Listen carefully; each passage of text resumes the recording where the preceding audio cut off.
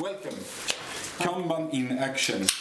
So the first question you can ask yourself is, why should I listen to this at all? And my answer to that is that Kanban is a tool that helps you and your team to improve every day. No matter what you're doing and how good you are at that, you will get help from that. In fact, you could call Kanban, you could say that Kanban is not a process at all. It's more like a shrink for your process, a meta process. I'll see if I can explain that a little bit better soon. So, short words about me. My name is Marcus Hammarberg. I work for this place, Aptitude. I have one wife, 2 hobbies, 3 kids, and I've been programming since 1998, mainly on the Microsoft stack and in the web part of that. But the last 8 or 9 years or so, I've been more and more interested in how you can work effectively together with agile methods such as Scrum and Kanban. Oh, how on earth did I end up there? I'm so sorry. This is a book that I'm writing. It's soon coming out. So, Per, the answer to your question. The reason for me doing this, and it's mimicked after one of my idols, is that I've done these presentations a lot of times. I'm starting to get a bit tired of them, actually, some of the slides at least. And I'm also moving to another country in a couple of weeks, I hope. So I thought that I'd do them one last time and then never do them again. So you can have my slides afterwards if you want to. Yes. Okay. So back to Kanban. Kanban is really simple, actually. It's just 3 simple principles. The first one is visualize. That is, make your work visual. Make information visual that previously wasn't. The second one is limit your work in process. That is, don't do as many items as possible at the same time, but have a limit of some sort. And the third one is manage the flow. Manage the flow of the work from ID to production.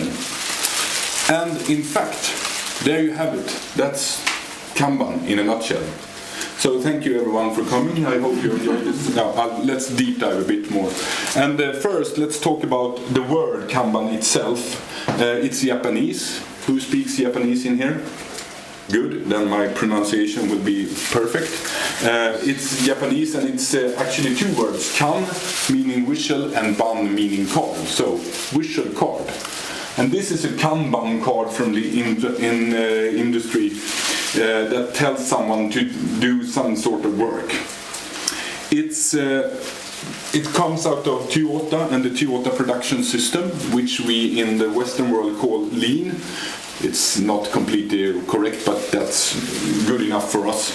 And what is lean then? Well, I gave you the 3-minute version of what lean is from an excellent book that I recommend everyone. This is Lean, or Vad är lean på svenska.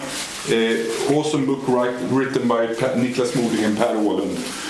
And it's about 120 pages, and I will summarize 80 of them for you now, so you can read them really fast. They contrast 2 things: resource efficiency.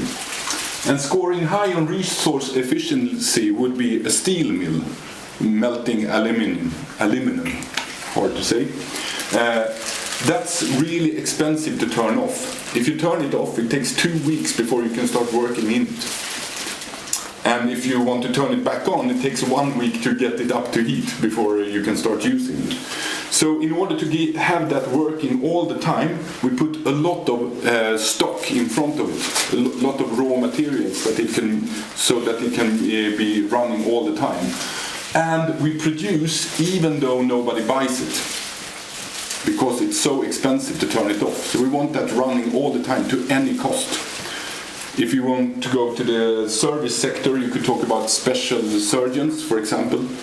You know, knee surgeons and people like that, they have a long queue of people in front of them. They are so expensive, so we don't want them to go idle. And around this point it turns into politics, and I don't want to go into that. On the other axis, we get down here to flow efficiency. And a good example of someone that had a really great flow efficiency is firemen. What does firemen do when they don't put out fires? They floorboard. Yeah, play floorball, sitting around, waiting, training, fiddling with their equipment. But as soon as a work item, that is a fire, comes in for them to do, they go, everyone at the same time. Not everyone, I hope, they probably won't. So we have an enormous overcapacity of firemen. The most firemen are sitting around doing nothing, or at least not putting out fires. And here it's dangerous. You can't say doing nothing, because then firemen will come and beat you up, and I don't want that.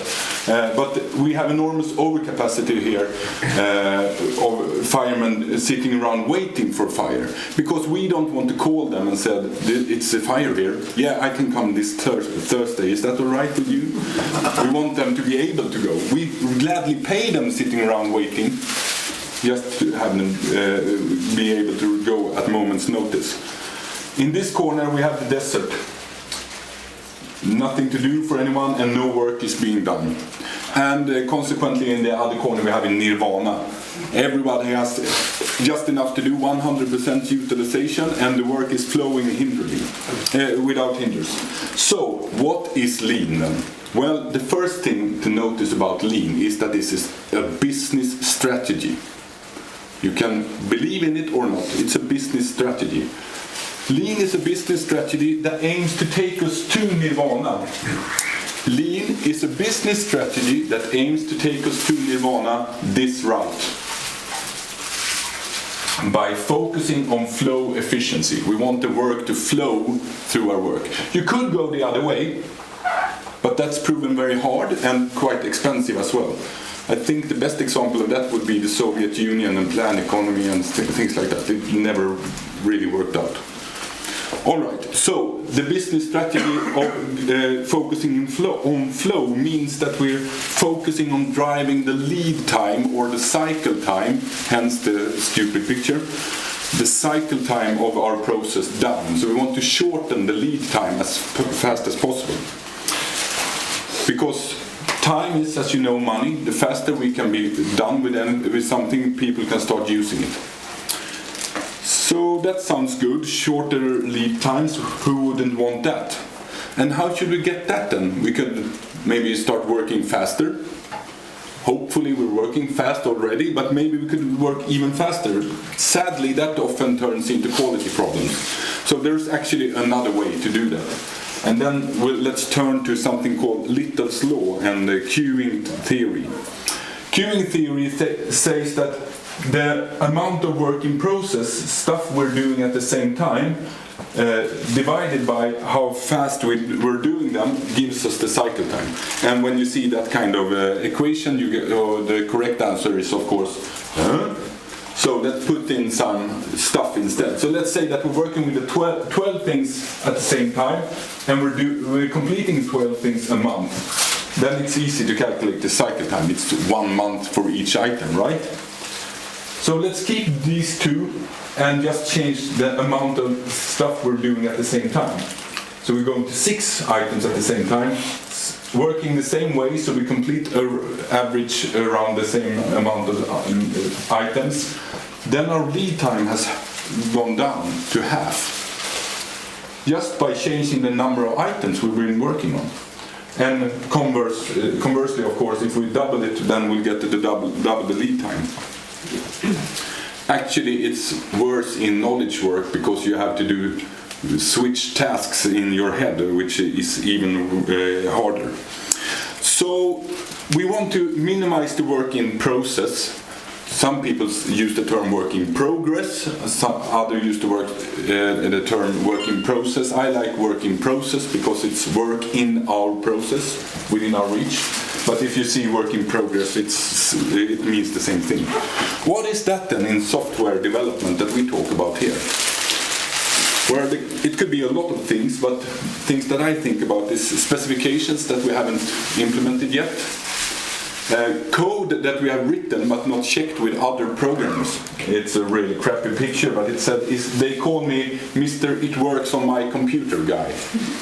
So any programmer you meet would have used that term. It works on my computer. It's so strange. It should work on your computer. Or code that we haven't tested yet. It might work, but it doesn't look good. Finally, code that we haven't taken in production. It's integrated, we have written it, and everything is done, but we haven't yet put it out in production. So we actually don't know yet if people like it, if it's going to work like we thought or not. One of my favorite words is feedback. In fact, I would summarize agile methods in one word, and that would be feedback, I think. Because one of the great things of having short lead time is that you get feedback much faster, and if you act on that, you can improve all the time. So, like I said, putting stuff out into production faster will tell us faster if people like what we did or not. Check out Lean Startup, which is all about this. Putting stuff out in production as fast as possible. You don't have to be a startup to be Lean Startup, using Lean Startup. Other thing that is good by minimizing your lead time is that you minimize risk as well. Because you get less sensitive for changes in requirements, changes in technology, or changes in competition. You're becoming more agile in a way, if you want to use the true sense of that word. Another place where short lead times and quick feedback is essential is in deployment. If you're doing deployments seldom, you have a really bumpy ride. Once every 3 months we're doing a big change. Every system in the company is put out into production. Or you do deployments once a day. Then you have small changes. I read a blog post a couple of days ago where they said that they deployed 300 times a day. How big is that change? What happens if that change is completely wrong? Is it hard to roll back? Compared to doing a change for the entire company 3 times a year. Daniel and I have actually worked at a company where they did 4 releases a year, but they wanted to go down to 2.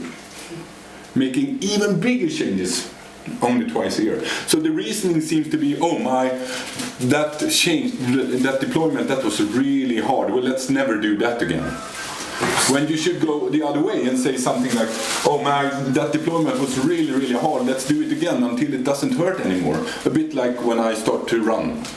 The first time you are out running, that really hurts. And the second probably hurts a lot too. But after 5 or 6 times, then it starts to feel good. Another thing that short lead time gives you is that it starts to build trust with you and your stakeholders. If I miss that my item doesn't get deployed when it should get deployed, and it's 3 months until the next time, I get upset. But if it's just 2 days, that's all right with me. So, by now I hope that you agree with me that we want to limit our work and what work in process are in software development, but how should we limit work then? We could do, the obvious thing is to do fewer items, just do less stuff, but that's not what I'm talking about. I'm talking about something else. And one of the things is that we can do much smaller items. Instead of writing code from specification that takes us 6 months or a year to do, let's do a user story instead. So a complete use case maybe take us 6 months. One of the user stories maybe take us 3 days. Another thing that you can... has this happened to any one of you? You know what's really bothering me with this picture? That's if the donkey could talk, I have kids, so all the animals can talk in their world. So if the donkey could talk, he would say something like, that last bag, you can leave it. You don't have to put it on the trolley, because I feel my hooves already taking air here. So leave it, otherwise I will go up in the air like I did yesterday, and the trolley won't move at all. So please just leave it, and then I can come back and we can get some work done here. In fact, this is often how we treat software development teams. We push work upon them, so if they have a lot to do, so at least something will be done, right? Well, it's much better to let the team, to let the team decide, this is enough for us right now, this is what we can handle, so let's do that, and then we can we can complete that. Other ways of minimizing work in process is to do less rework and waiting and removing impediments. exploit and elevate bottlenecks. I can recommend an excellent book called The Goal. If you haven't read The Goal, please do. It's all about bottlenecks. But all of these are about making work flow faster. And an excellent way of doing this is actually to have a cross-functional team. That means you have all the competencies in the group that's needed to actually complete the task. This is, of course, the best cross-functional team in the world. The brains, the face, the muscles, and the crazy helicopter pilot. All right, so sadly Keynote has messed up my film, so let's see if I can have this work. We're going to take a look at the movie here. This guy that we are just seeing the back of here, he's a disciple of Taiichi Ono, the inventor of Toyota production system. He's now going around to companies and helping them to become more lean. And when we jump into the movie here, it's a documentary from Japanese TV, so when we jump into the movie, he's just gone out of his limo and just rush into this company that he's going to help. So I'll do the narration for you here. No. Didn't I just see the controls here? You broke it. It's broken. Let's click this. Yeah. So it's walking in here, going over to the line, and that guy in front is the boss. He looks pretty nervous, right? Look over here. Loads of work in process. Can you see it? Work upon work upon work, and there is a lot of work here, right? And now he walks over here. Here. These are work in process, and you know that that's bad for you. And these boxes, what does that contain? Oh my God! And what happens if you don't become more lean? He's saying now. Well, then our jobs go to Korea. Yeah, that's right. All right. So back to this. Yeah. What would happen if Yamada-san came to your office? How would he see that you had a lot of stuff going on? Would you have a lot of stuff going on? It's impossible to see. Our work takes place in here or in the computer, right? Or as somebody said to me, you're not doing anything. Because when I'm actually done, when I'm programming and completing a program, then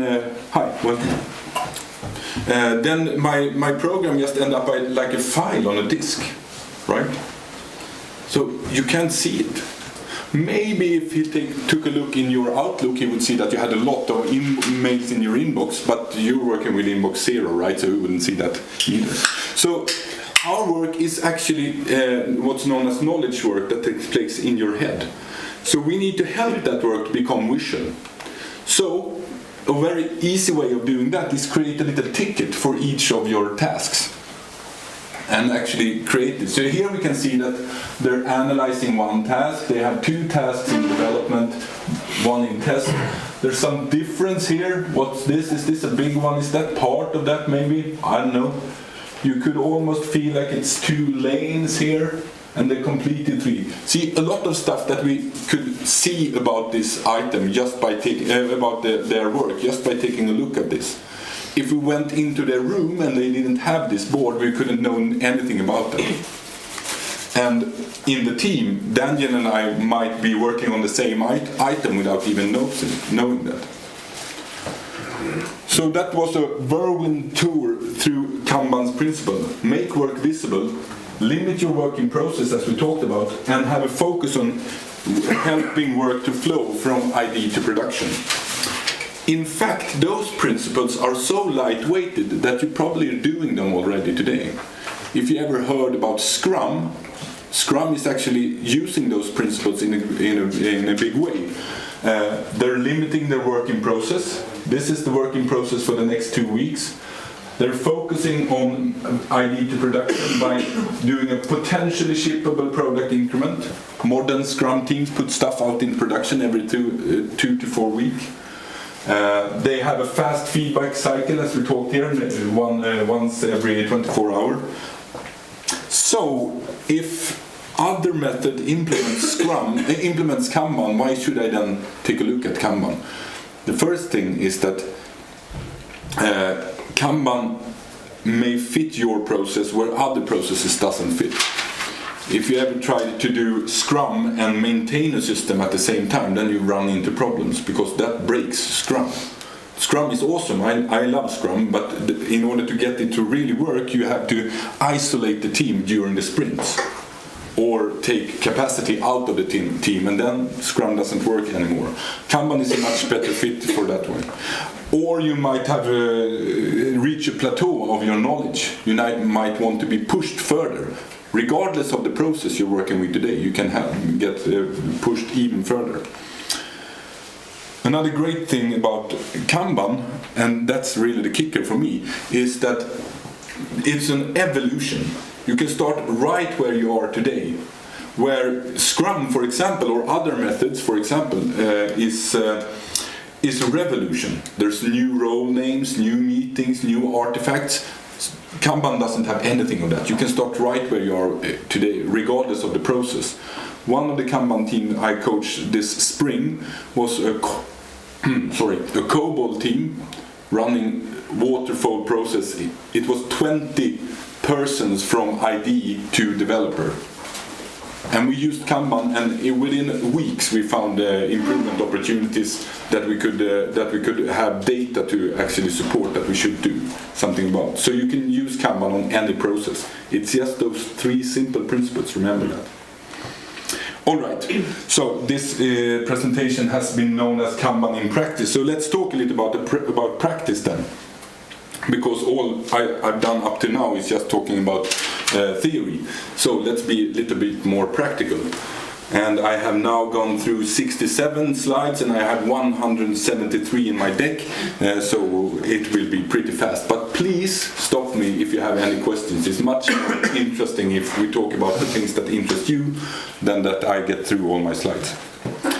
So this is a stereotypical workflow that many Scrum teams use, but it doesn't really say much about what we're doing, right? So we try to mimic the workflow that we actually are doing. So the first thing we do, we might make some more space here, and we try to set up our actual workflow. And this is also very stereotypical, but find your workflow. And a great way of doing this is something called workflow mapping. And it's quite easy. Just pick one of your tasks that you have done recently and walk the process that task has gone through.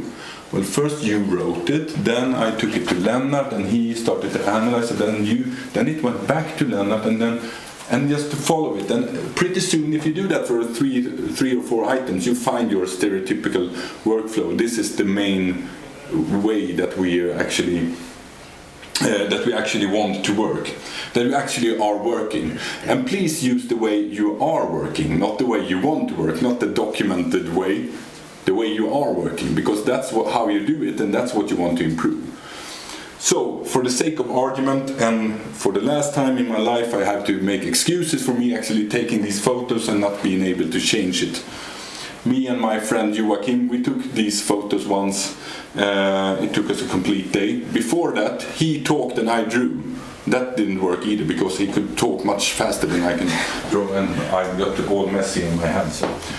But this is a workflow that's easy to talk about, at least. So these guys, they have some kind of inbox here. Then they start to think about how they should do this. Then they actually do it. Then they test it. What? This is waterfall, I hear you say. Yeah, it could be, or it might not be. It might be that I actually follow my item through all this workflow. It could still prove useful to actually show where we are in the process. Because maybe testing is boring and we don't do that. Then we see a lot of items end up here. Even though I'm the one responsible, yeah, it's almost tested, it's almost done. So we'll actually get an indication of that. So another thing that's really useful actually is to put in sub-columns or queues into columns, into other columns. So for example here, the testers, if we say that the testers are a separate kind of group, then they can see that this item is actually developed done. So it's a visual signal for them to see, there's more work for us to do. Let's pull that one in. And we can see here that it's no work in analytics. Hey, we're soon finishing this one up. What should we do afterwards? Oh, you're finishing. Oh, we need to start more work then, so you have stuff to do. And I talked a lot about limiting your working process, and a typical way that people do this is by column. There's a lot of other ways of doing that. We have an entire chapter for that in the book, actually, but this is a typical way. So we say we have 2 items in this column, stretching over both those, 3 in this and 2 here. So how do you pick a number then? Well, maybe there's 1 guy doing analytics, 2 doing development, and 1 doing testing. Then you can find a way like that. A really simple way is to just pick the number of items you have going on right now and run with that. An experimental way that I've heard that also talks about the idea of WIP limits is that you take the number you have today, then you double it. So let's say that we're doing 5 now, then we double it to 10, and then lower it each week with 20% until it starts to hurt, until you start to run into problem. Because the WIP limits is actually our tool to find the perfect limit for work to flow through our system. So there's no reason to try to lower the WIP limit to 0 or 1. 0 is not good, but 1. There's no gain in having as low as possible. You want to have your optimal WIP, and I can't really tell what that is. You might have processes in place that helps if you have 20 in process. You want as low as possible, because then work will flow optimally through the system, but you don't want 1, because that's really, really expensive and mostly used for extreme situations. Check out mob programming, by the way. If you haven't heard about mob programming, you should. They are working with 1 item at the same time. The whole team on 1 item. But that's really only for hardcore development teams. So the WIP limit is our tool to provoke situations in which we can improve. So the lower we set our WIP limit, the more improvement opportunities, also known as problems, will surface. These guys have this setup for now. So let's see what we can do about this. Well, these cues, they are great because they can help us find problems before they happen. The whole room goes black when I go to black slides, so sorry about that. So here's the situation that I set up. We see that they are fully loaded in all columns. 2 here, 3 here, and 2 here. And in fact, the developers, they are completing 1. So there are only 1 left and 2 here. And they would like to start working on that one. But we can't allow that, right? Why not? Let's see what 3 years. Yeah, that goes out over their WIP limit, and we had that limit in for a reason. I'm not saying that you never should break the WIP limit, but you should at least have a discussion on when you do that. So it's more a trigger for a discussion than actually never do this. Oh, that's not what we're talking about. It's just we have put them in for a reason. Maybe we should have them higher up than this. But in this case, there's actually a problem going on here. If I back up, we have a bottleneck here somewhere. Who can find it? Test, right. No testing is being completed. And we're just pushing more and more work into the testing column. What would happen if they finish this too? Then we will have more and more work just piling up in front of him. That's not helping flow, right? The goal is to flow work through our process as fast as possible. So instead of pulling that item that we didn't allow, maybe they should go over to the tester and ask him how can we help? I noticed that work isn't flowing here, can I help out? Yes, you can get me some coffee because I'm really low on coffee. Or maybe you can help me test this. I can't even install that one. Do you know why? Yeah, I wrote that. Let me help you. So there you have the focus on flow, and the whip limit is asking the questions. You see what I mean? So whip limit is our tool to find improvements. Here's another situation that often is manifested with 2 empty columns. There's another bottleneck here. Where is it? It's a bit harder to find this one. It's over here. And they don't have anything to do, but no work is being completed here either. The good news about both these situations, do I have one? Is that they don't appear instantly. They build up over time. So there are leading indicators that problem will occur soon. We will go empty soon. We will be flooded soon. Instead of a report that tells you how things went, this is telling you on beforehand.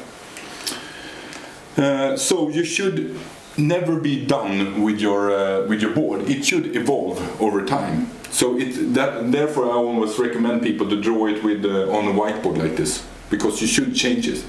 If you print it out or if you draw it on paper, then it's statical and, oh man, do I really have to redraw this? Yes, you should. So one simple example is that maybe our product owner want to accept the stuff that we want to put out in production. Well, we make a little queue for him then. These are stuff that you can accept. And when we reach 4 or every Friday, you can come down and accept the stuff that we have done. A little demo if you want. And then we put stuff out there. Here's another situation. We have 3 guys working on each item each, and then all of a sudden a new programmer, Michaela Frisk, is coming to our to our team. These items might not be suitable to share, and there's one waiting here. Yeah, let's put the whip limit up then. It's just an experiment, so let's try to increase it. Other things that the Kanban board and the visualization like this can help us with is to help us to know what to do next. So take a look at Joachim. This is Joachim, by the way. This is full color Marcus. This is Michaela, and this is black and white Marcus. They are 2 separate guys. So Joachim, he's finishing up that testing item over there, like that. What should he do now? Any suggestions? With what you know so far? Take from left down. Yeah, he could pick stuff up there. That's awesome. Or, and we'll reach that point soon, maybe they say we want to finish as much work as fast as possible, so maybe he should help him out there. They could they maybe share that burden? Yeah, and they finish that up. Or, as you said, there's stuff to be worked on here, so why not pull those? Maybe we pull them both, finish as much work as possible, or maybe that is higher prioritized. A very simple policy that's easy to implement visually also is that the one that is on top is actually the highest prioritized one. When in doubt, pick from the top. That's easy, right? We almost do that without even telling each other. So they're finishing stuff up there. Crappy animation going on.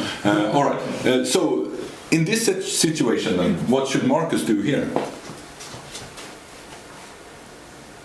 Take a coffee. Take a coffee, yeah. Yeah, you know, one easy visual thing that you can do is always walk the board from the right to the left. Here is done, so is this done, is this done? So we end up here then. Can he help out there? Sadly, Marcus cannot develop. If I had a coin for every time somebody told me that. No, but everyone cannot do all tasks, right? So he has to do something else. But maybe he can help out here. Yes, and in fact, what would happen if Michaela would complete that task? She wouldn't have anything to do. So there's a bottleneck being built up there. So maybe he could help out there, resolving that bottleneck. Yes. So that's some of the ways that you can start to use Kanban to see, or start to use your visualization rather, to see what to do next. This board, as we have it right now, is pretty boring because all stickies are yellow, the yellow sea of stickies. So, but they are not the same kind of work. That, for example, that's a bug. And over here we have a maintenance work item. Here's a change request, and that's new features. And if we put that out there with colors, we start to get a bit more information from the board. Because now we can see that all our stickies are turning, we're only working with red items here. We have some kind of quality issue that we need to address, right? Or we come to that later, but you can use this to actually help you to prioritize work as well. So this is called work items, and it's often used with different colors on your stickies. What's on the card? Let's go through this really quickly. You need to have a good description. A description good enough that you can talk about this item without having to cross-reference other things. That's a really common mistake I see. People just write an errand number, for example, and that doesn't help anyone. So write a couple of sentences or maybe one sentence. You've seen us already use avatars. Who's working on this? Deadlines might be good to put out there. This need to be completed before this. Or, I mean, you don't have as much space as you want to, right? So you want the description here should be just enough for us to remember what this was about. But maybe you have more information somewhere else. This is Team Foundation server, or you have Jira, or you have somewhere else. So you put in a little errand number so you can find more information here. So when you start to work with this, you probably need to cross-reference that source. This is a good thing. You can stamp the work item with a date that it entered this column. So this was in analytics this date, and in development this date. Was that long? Was it short? We can't really tell with only one example, but we can start to do some analytics about that afterwards. And we can put out other stickies that tells us that this is important or delayed or something like that. If you have cards this big, you can put more avatars on, but then again, if the card is this big, you need ladders and stuff to move them, so don't go there. Let's get back to the board and talk about something called service classes, and then I'll try to wrap this bits after this. Because all work is not treated the same way. One very common example that might be the killer thing for Kanban that many teams is picked up is something called the urgent clause, right? Sometimes work comes in that is really urgent. It's burning in production. So an easy way to do that is to create a little swim lane of its own here, and then you have an urgent lane. So if you put work in there, everyone is working along nicely, and then you put something in here. Then you attach, and this is important, to this class of service, it's called, you attach a policy. So our policy is that there can only be one. That is the most urgent item we're doing right now. There can only be one most urgent item, right? Not as at a big bank, I heard they have 23 top prioritized projects. That's strange in my book. Secondly, if we put something in here, we drop whatever we're doing and do that instead. That's another policy that this team has agreed on. So you see, they just let those items go and just jump down on that one. Helping that item to work, to flow through our system as fast as possible. And then when they are done, full color markers can start testing in it, and it will soon be completed. You notice what happened here? It flowed through the system at an optimal speed. It couldn't go any faster because we dropped everything else and start working on that. If we put it here, it would actually have gone this route, and then it would have taken much longer time. So that gives us options on how to prioritize this work. Yes. Who puts the stuff to do and who says great. Stuff? Because like urgent, I see my manager going, ooh, yeah, I can put whatever I want there all the time. Thank you. That was my next sentence actually. So thank you, because that's what most. Are you a developer, sir? Yeah. Yeah. That's what most developers are worried about. Hey, they will put stuff in here all the time. So I actually used this to. We had a manager that was micromanaging us. So every morning he came down and he goes, you do this, and you do this, and he just handed out tasks for us every morning. So what we did was we said, all right, I won't reveal his name, all right, product owner, you get to own this column. Yeah, but what if something is important then? Oh, we put one of these in, but you can only have 4 of these a month.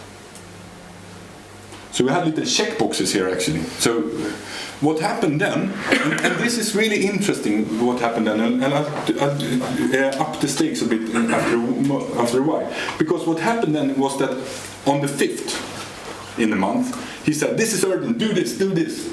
Are you sure you want to play one of your 4 now? Is it that urgent? Yes, it is. Okay, let's do it.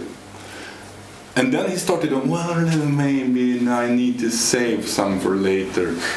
and we got a really interesting discussion going, because then he said, could I put it on top here? Yes, you could do that instead. You own this column, you can do whatever you do. We pick from the top, so you can do whatever you want here. We pick from the top, but we pick. This you can do overrides with, but you can only do 4 a month. And in fact, the first Kanban system ever developed was in Microsoft for a support team in Hyderabad in India. And they didn't even have a board. But what they did was that they said, we have now room for 1 more, and then sent out an email to 4 stakeholders. And they got together and decided which one they wanted to go. So after a while, they really got a game going on. Can I have 1 more now? No, you had 1 before. Yeah, but if I have 1 now, I will stand back for a month. Is that the right? Oh, okay, yeah. So we started to value that out from business value, which is really what we want, right? Is this so urgent that I want to put it? I want to play one of my urgent cards at this point in the month, or in the week, or whatever your situation are. But you get my point. So that's a really good thing. The important thing about that project manager is that he hadn't any say in here. We decided in here. So we picked from the top, and he could do whatever. He was perfectly fine with that actually. And I think most of them are.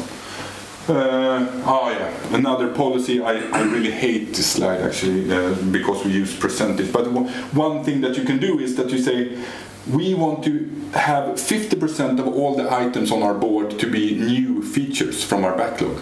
Because we want to take parts of our backlog off, so that we don't only do reactive work. So maybe you said that 50% of the cards on the board should be new items, and then you pick items to keep that ratio going. I'm starting to run out of time, so let me see if I can wrap this.